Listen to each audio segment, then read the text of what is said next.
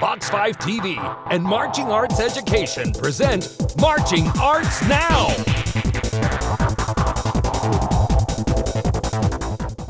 Hello and welcome to Marching Arts Now. I'm Tim Hinton, the beast of the marching arts and the host of the Marching Roundtable podcast. On this episode, we talk with percussion guru Shane Gwaltney about some highlights from last week's Bands of America contests. We talk with 4 BOA superfans. We share an interview with Dr. Tim Lautzenheiser about student leadership. And we preview all the excitement coming up this weekend with Chris Drake from TX Bands. Up first, we follow up last week's interview with Chuck Henson, the voice of Bands of America. And you voted on Instagram of what you wanted him to say. Here's the winning clip. That band was so extra.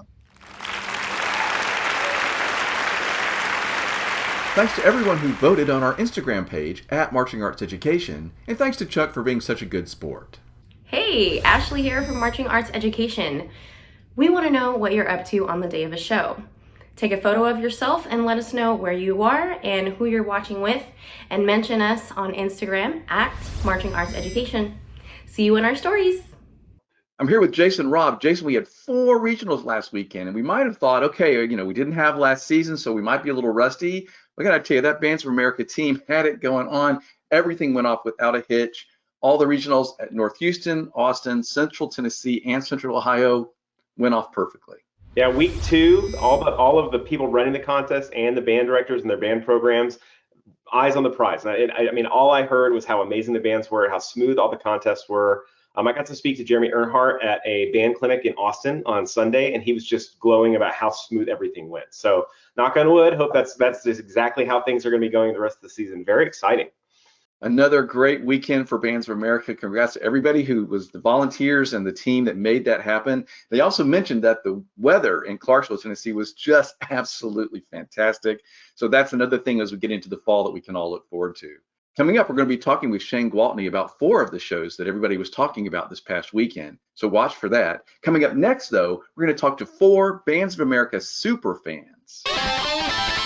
Joining us. Hey everybody, it's Tim Hinton, the beast of the marching arts. I'm here talking to 4 Bands of America super fans. We're going to have a great conversation. Let me say hi to everybody. Kyle Klaas, how are you, Kyle? All right, doing good. You? I'm doing great. Thanks for being here. Michelle DeBose, how are you, Michelle? Having me, I'm great. Thanks for being here. Shane Lenard, how are you, Shane? Great, Tim. Thanks for having us here. Absolutely. And Mark Martin, how are you, Mark? I'm doing wonderful. First thing I'd like to ask you is, why do you love Bands of America? I'm just going to randomly start with Michelle. Michelle, you're a super fan. Why do you love Bands of America? I love Bands of America for a lot of reasons. I think I just started as a band parent, and so I loved the opportunity and the atmosphere that it provided for my child at the time. Now, since she's been gone, it's more about how Bands of America has created a community of people just like myself that are fans even long before having someone closely involved in the activity. Yeah, I love Bands of America because, they're part of Music for All. And I think people think Music for All is just for, high schoolers or K through 12, but really it's for everyone who attends the shows and the events. So I think that's what, it brings people together in a shared experience that everyone can enjoy. So I think that's why I like it the most. You guys all define yourselves as super fans, and I think that you certainly are. And when I put out the megaphone for, hey, I want to talk to some super fans, I appreciate you guys all responding and letting me talk with you today. So I want to go around. I want you to tell me, what is it that you think you can point to sort of prove that you actually are a super fan? I have my Grand National Hotel rooms booked for the next year as soon as I check out of the hotel, the November that I leave. And my dog's name is Carmel. She was born September 1, 2000. I'm dead serious. She was born 2012. I picked her up the weekend after Grand Nats in 2012. And I was like, Carmel just won with that spider show. Why not Carmel? So, I mean, I guess it could have been worse, right? She could have been named a lot of different things, but she's Carmel. So that's what I got. All right, everybody at Carmel, did you know that you have dogs named after you out there in the world? That is absolutely Phenomenal. All right, Kyle, what makes you a super fan? How can you prove it to us? Okay, well, here we go. Let's see.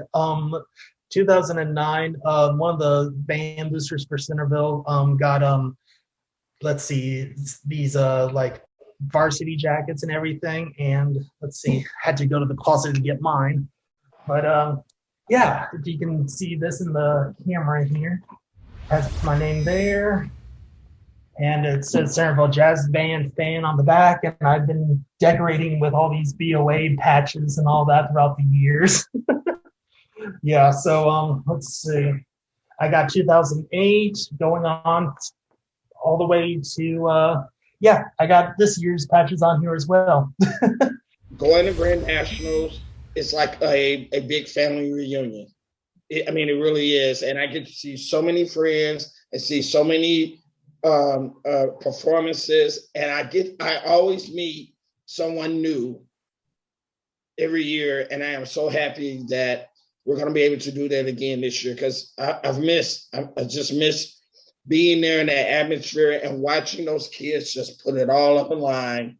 Whether they make finals or not, they are just there to just perform, and you can just feel it in the audience. I'm getting choked up talking about it. I'm excited to have it back, and I look forward to seeing everybody this year.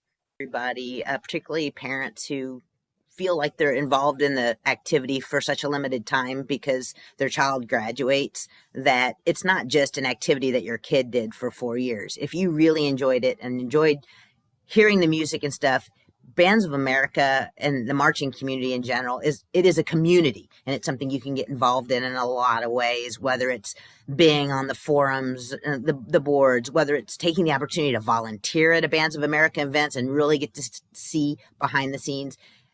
If you enjoy band, do it. I mean, that's been kind of my message. I've met friends from Texas and Florida and Indiana that are dear, dear friends to me now, and we all share this because we're part of the community. It's something we love and talk about just like we would a fantasy football league, for lack of a better term. So get involved, because it's such a positive environment to be involved in. Well, again, you guys are great representatives of that community that Bands of America has fostered. And I love that you are so passionate about it and that you're there cheering on those students every single year and participating and creating friends and talking amongst yourselves and have fun predicting who might win. I think it's awesome that you guys are doing all that. So thank you for talking to me. Shane, Mark, Kyle, Michelle, you guys were wonderful. Thank you. All right. Thank you. Thanks, Tim. Watch for more of our conversation with these BOA superfans on the broadcast on Box 5 TV, and you can see the entire conversation on the Marching Roundtable YouTube channel. And now Ashley Tran from Marching Arts Education talks with Bands of America legend Dr. Tim Lautzenheiser. Hey, Dr. Tim, how are you? Ashley, I'm fine. How are you? I'm so good. I'm so glad to be meeting you this evening. For me, particularly, I feel like the roots of my philosophy just stem from really pushing students to honor their strengths and their individual uniqueness, and how can they use that and harness it to be the best leaders that they can be. And, with that in mind, what special message do you feel like you have? How can students really honor their strengths? For example, a lot of people feel like leadership equals loud. And we both know that's not the case. So what wisdom do you have around standing up into your leadership light and without being that kind of loud personality, authoritative figure, if you will? Well, there's no question that is a kind of leadership that the dictatorial kind, which is, and we always hear about the bad dictators, not the good dictators. So there are some good ones out there, yeah. But the whole theme that, and it sounds like we're headed down the same pathway here, is servant leadership. It's about creating situations where other people will excel and encouraging them and so forth. And then actually the most important thing is that a lot of leaders think they can change other people. And they get really frustrated sometimes when people don't cooperate or comply or whatever. And the truth is, you can't change another human being. So I would say the loudest mantra is role modeling. To walk the talk, and from there that creates a space for other people to follow, should they choose to. How's that? Yeah, absolutely. I feel like a lot of times in this new age, students are really attached to their phones, as you know, and they have a hard time communicating. I feel like communication skills are really struggling. Hopefully not too fast on a deep decline. Maybe I'm being dramatic, but what advice would you have for these kids who are struggling to communicate because of the way that their society is kind of built around so much electronic stimulation now? Well, there's no question that we've become addicted and short-chained to technology. It's safe. That's one thing. It still comes back, I think, and you probably go through this all the time. It's one of the things that's remarkable about music. You have to let go of that phone. You're now part of a family. And in any other part of our educational system, you're sort of responsible for yourself. If you want to study math that night, you can. If you don't, you don't have to. In a situation where there's an ensemble performance, if you don't do your part, it impacts everybody. So the level of responsibility, the ability to respond, crescendos dramatically once you get in a group. And I think maturity is the ability to understand how your behavior impacts other people. So all of a sudden, it's just not about I, me anymore. It's a we, us filter that we're looking through. And of course, that's the key to life. So when you talk about communication is what feeds relationships. Relationships are built on trust. Trust determines how well the group is going to perform together. Yes, that's basically what I believe in too, and what I preach to my students is we just relationships. It's all relationships. Yeah, and it doesn't matter what kind of leadership role you have, because a lot of times I equate leadership to even parenthood. As a new parent, you have to figure out how to lead your household. Right. And ultimately, everybody's a leader. I mean, you're leading yourself to the refrigerator. You're leading yourself, to get your shoes on, whatever it is. Yeah. So again, once it sort of ricochets off that systemic leadership to just being a better human being and civilian and contributing to the welfare of those around you. Absolutely. Yes.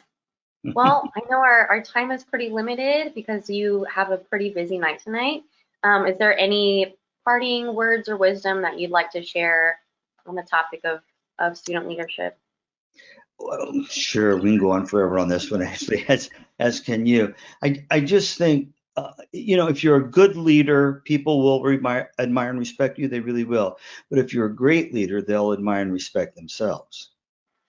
Ooh. We kind of push that ego aside and say, when the tide goes up, all boats rise, right? And the idea is to create a culture where everybody feels like they have value and contributes accordingly, where it's safe and challenging and encouraging all at the same time. And that's what you do.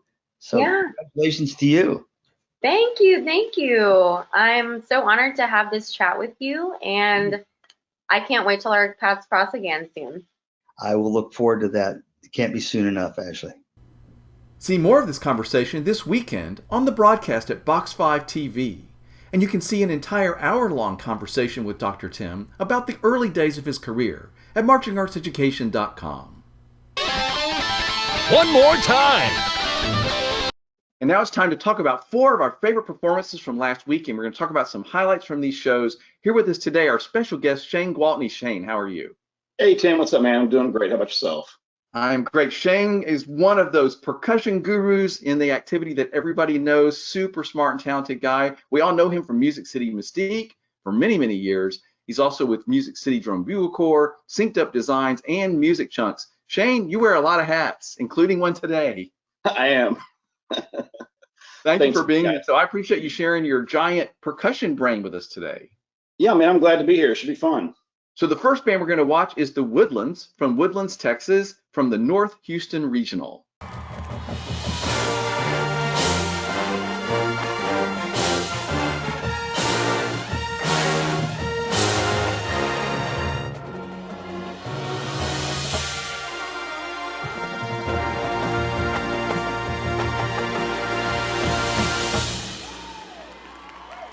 Okay, Shane, 20 seconds to comment. What do you think? Fun. Like every bit of that is great. I mean, we all judge with our eyes first, and the first thing that they present to us is just fun. It's unique, the colors, the coordination of everything. Yeah, it just provides everything that the person wants to watch while they're listening to great music. Totally agree. Jason, what about you? Well, I just love, Michael Rayford is the program coordinator at the Woodlands. And so I love how you can see his influence, like what he does at the Bluecoats in the summer. And you can see that same signature like style visually there, but it's different, right? It's his own thing. It's what they want. And the Woodlands has really kind of changed what they're doing programmatically over the last 5 years. I love it. I love how much fun it is. I'm sure that the kids are having such a good time. And it's not that I didn't like the shows before, but just now they've definitely gone in a direction that's just so much fun to watch and listen to. Can't help but just sit back and enjoy it. I love it. I agree with you. I've loved the shows. They're highly competitive. They're really, really high excellence and well performed, but they're so much fun. They're so crowd friendly. And this one is no exception. I got to tell you, that whole color guard on rifles for that first impact is a wow from the color guard world. Just amazing proficiency from those performers. So great job, everybody at the Woodlands. Next, we're going to watch Moon Area from Moon Area, Pennsylvania.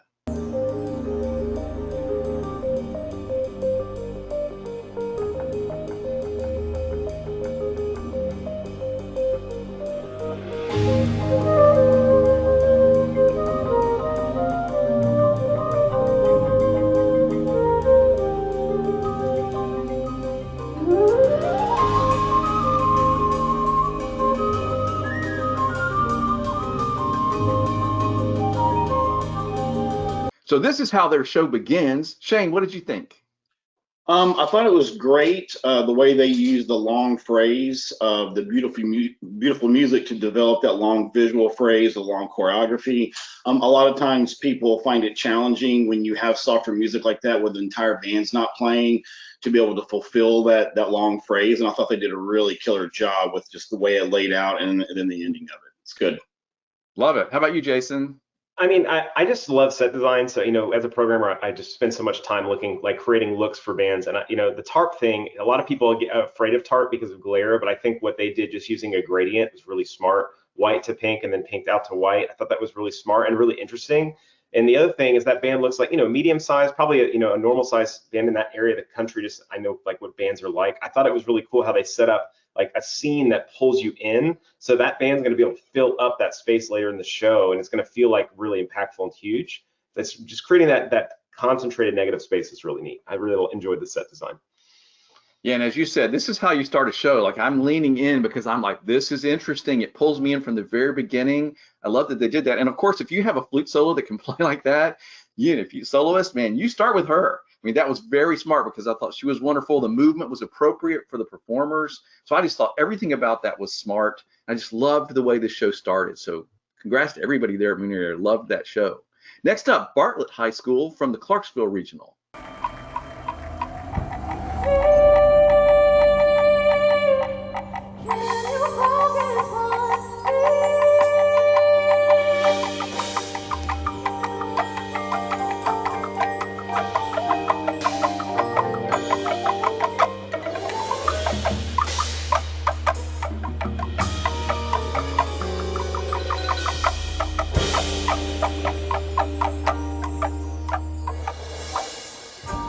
All right, Shane, so I pulled this clip for you because I thought it was so interesting, and you're our drum guy, so what did you think?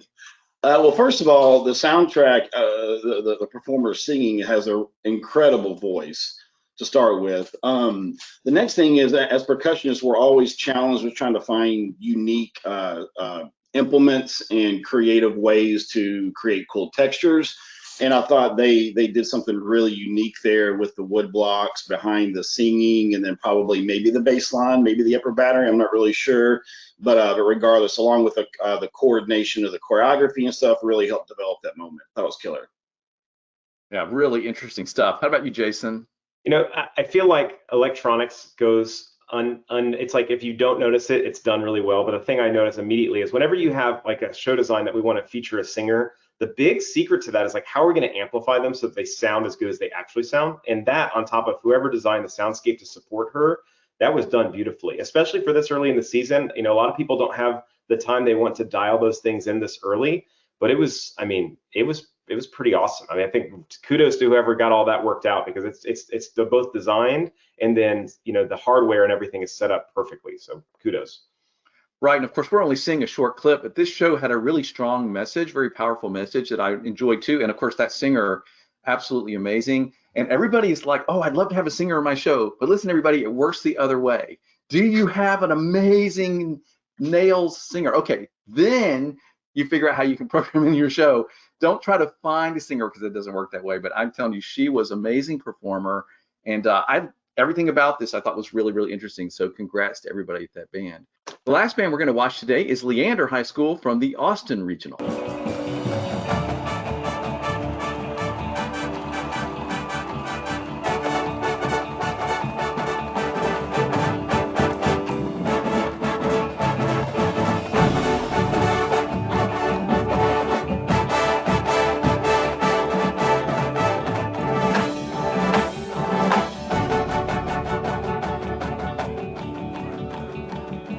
All right, amazing performance from Leander High School in Texas. Shane, what'd you think? Music timing, wow. For high school kids to be able to do this is pretty incredible. I mean, we've all seen upper chords and things like that still, have issues kind of performing that type of music. And I'm really kind of amazed at how well they're doing it, along with the choreography and the texturing they're doing with the body to help just magnify what they're playing and really bring that to a really highly coordinated level. I'm truly a fan. It's pretty killer. Totally agree. Jason, how about you? Well, I actually live right next to Leander High School, and I got to see them live on Saturday. But that school has a world-class design team, and so they have people helping them make decisions that are just, I mean, it's Keith Potter and Jeremy Hunt and Ryan George and Claude McNutt and Michael Zellers. I mean, the namesakes in the summer. So the thing I notice is when I see that clip or even watch the whole show is the spatial demand. I mean, just the environmental challenges that they're putting on the students, and the students are killing. I mean, the battery is all the way moving across the field while the high brass is playing really hard syncopated rhythms all the way on front side one. That's really difficult. So just to kind of double down on what Shane said, I mean, the clarity that they're getting on September 25th and those things, it's incredible. And I mean, don't the brass sound like drum corps kids? I mean, they're creating literally professional level quality sounds in huge environmental challenges. It's so cool. Yeah, that was sort of my point, was is this September?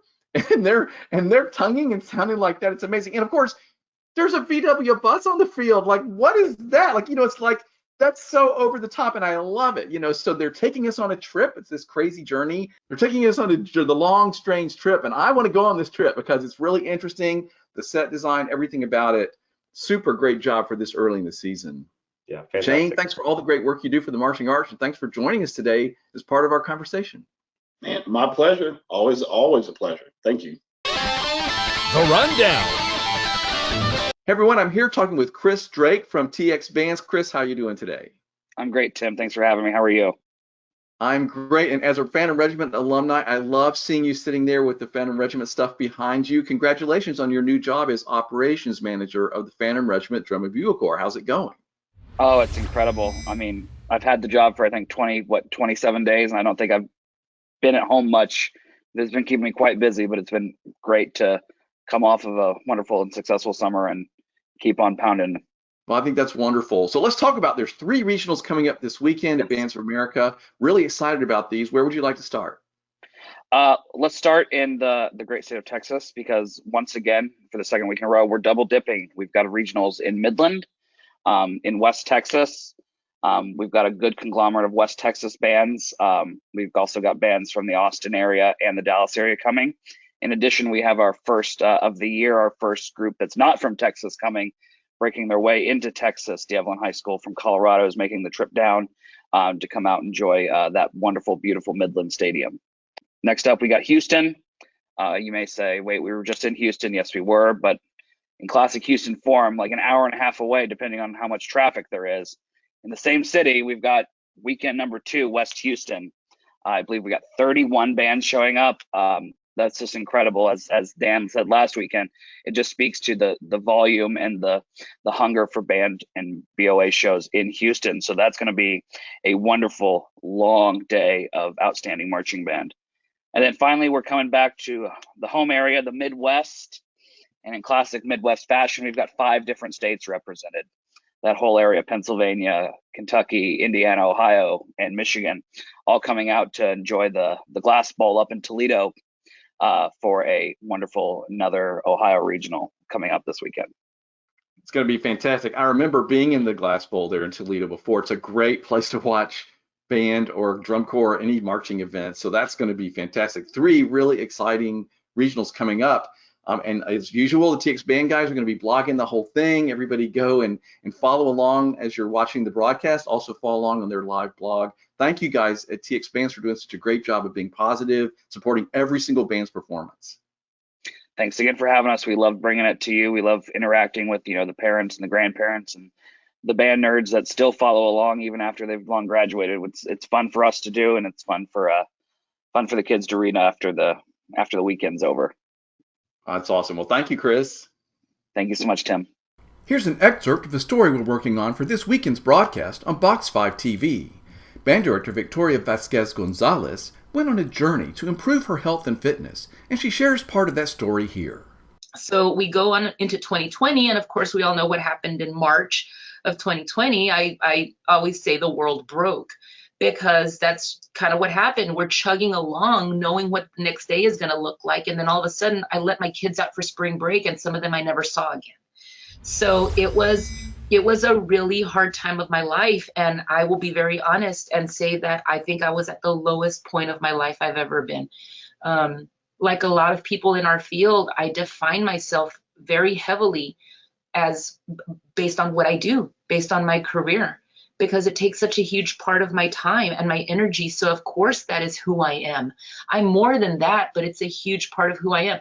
So now that was suddenly gone, I had a little bit of an identity crisis. And so I broke along with the world, and I just kind of stopped life for a little while. So about a month and a half later, I was touching base with my brother. I have my one brother. He's 2 years younger than I am, and we've always been close as adults. He's one of my best friends. He's very, very smart, one of the smartest people I know. He's very insightful. So I told him what was going on, and he said, look, I know this is going to sound like a bunch of dollar store self-help talk, but I think what you need to do is you need to take this and reframe it and decide how you can use this sudden gift of time and energy that you otherwise wouldn't have. He's like, you never have time to do the things that you want to do because your band directing job pulls you in so many directions. So if you suddenly were given this gift, what are you going to do with it? Are you going to just sit there and just kind of stew in a situation that you can't do anything about? Or are you going to use it to do something? And I let the words kind of mellow for a little bit. And then it's like, you know what? He is absolutely right. I imagined Victoria in April of 2021, and I liked what I saw if I targeted my health with that extra time and energy. Watch this entire story this weekend on Box 5 TV and on next Monday's Marching Roundtable podcast. Coming next week, we talk with 4 college drum majors.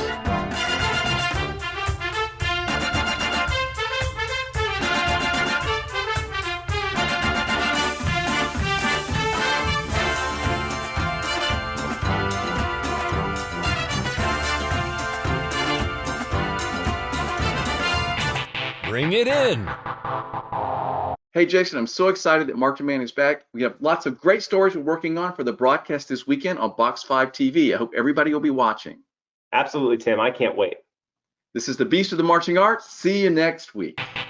Box 5 TV and Marching Arts Education present Marching Arts Now.